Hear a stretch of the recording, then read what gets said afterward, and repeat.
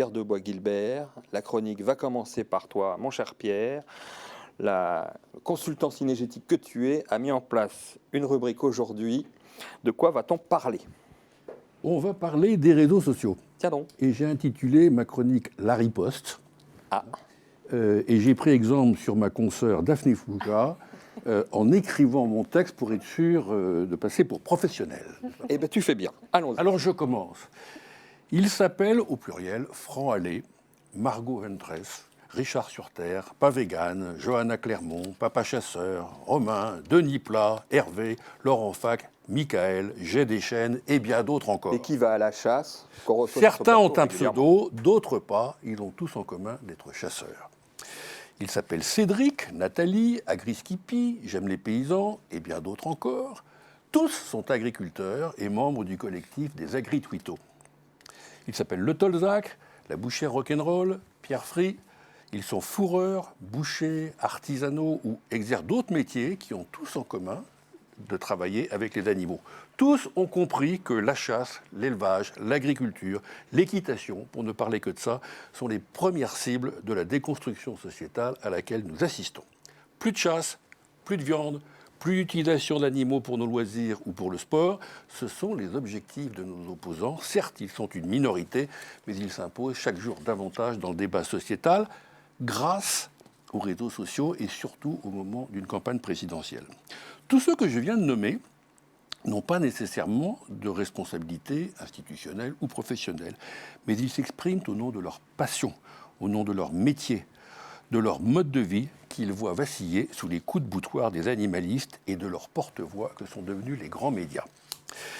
Ce sont ceux qui ont décidé de monter en première ligne, là où se forgent les tendances, se dictent la nouvelle doxa et foisonnent les fake news, les réseaux sociaux et notamment et surtout, j'ai envie de dire, Twitter. S'exprimer sur les réseaux sociaux, c'est soit participer à la curée générale, en beuglant son amertume et sa haine de l'autre, en disant n'importe quoi pourvu que cela génère ou des vues ou des nouveaux followers, ou au contraire, les utiliser à bon escient pour servir une cause et faire passer des idées. Ceux dont je parle, et j'aimerais parler davantage, mais je n'aurai pas le temps ici, sont dans cette deuxième catégorie. Pour certains, comme Franc Allais, ce sexagénaire de l'Allier, au nom des chasseurs, ou Le Tolzac, cadre supérieur dans l'industrie de la fourrure, en étant en veille permanente, jour après jour, ne laissant rien passer des horreurs qui se disent, mais en démontant pied à pied les dires ou les arguments de nos détracteurs, sans agressivité, sans vulgarité, mais avec la pertinence que permet une solide connaissance de sujet, fût-il scientifique, voire juridique. Je n'ose imaginer le temps qu'ils y consacrent, de façon totalement bénévole bien sûr, mais pour certains cela ressemble à un plein temps si j'en juge par le nombre de leurs interventions quotidiennes sur Twitter. Pour d'autres, comme Thomas Drache ou Hervé, pour ne citer qu'eux, avec l'humour et la caricature comme moyen d'expression, et croyez-moi, c'est au moins aussi efficace, parfois plus. Les coups portent.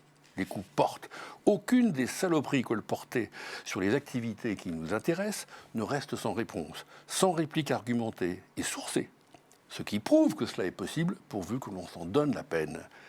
Que ce soit regroupé au sein de réseaux organisés, comme le Mouvement pour la défense de la ruralité, initié par des veneurs bretons en partenariat avec des éleveurs, ou encore les Agri-Twittos, initiative soutenue par la FNSEA, ou à titre individuel, avec ou sans pseudo. À titre personnel, je préfère sans, c'est un choix. On sait que c'est sans Ils pseudo, ont Pierre, hein. ouvert une brèche sur le front des anti-tout, qui désormais n'ont plus le monopole des réseaux sociaux.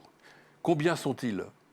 Trop peu certainement à ce jour, mais il appartient à nous de ne plus les laisser seuls prendre des coups et faire le travail à notre place.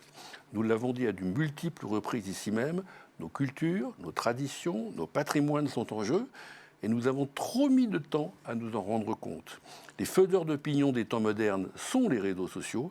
Ils ont été phagocytés par des courants de pensée qui détestent tout ce que nous représentons. À nous de reprendre notre place en suivant l'exemple de ceux dont je viens de parler, en les retweetant, en s'inspirant de ce qu'ils font, en nous exprimant régulièrement avec passion, calme et arguments recevables. Soyons présents en masse et plutôt que de poster nos exploits cinégétiques, ce qui devrait rester du domaine de l'intime, faisons barrage à nos adversaires de façon systématique et argumentée. Ils sont des militants Ils inondent le web, de fake news et d'attaques honteuses. Ne les laissons plus faire et barrons la route. Prenons exemple sur ce dont je viens de parler, donnons de notre passion une image respectable et ce sont nos adversaires qui seront enfin perçus pour ce qu'ils sont, des extrémistes dangereux. Eh ben, écoute, une belle rubrique que l'on va s'empresser de mettre sur les réseaux sociaux pour qu'elle soit partagée et échangée. Voilà. Merci mon cher Pierre pour cette rubrique. Alors on a le sentiment comme ça que c'est un peu un tunnel de paroles, mais reprenez chaque mot, vous allez comprendre la portée, la valeur de chacun de ces mots.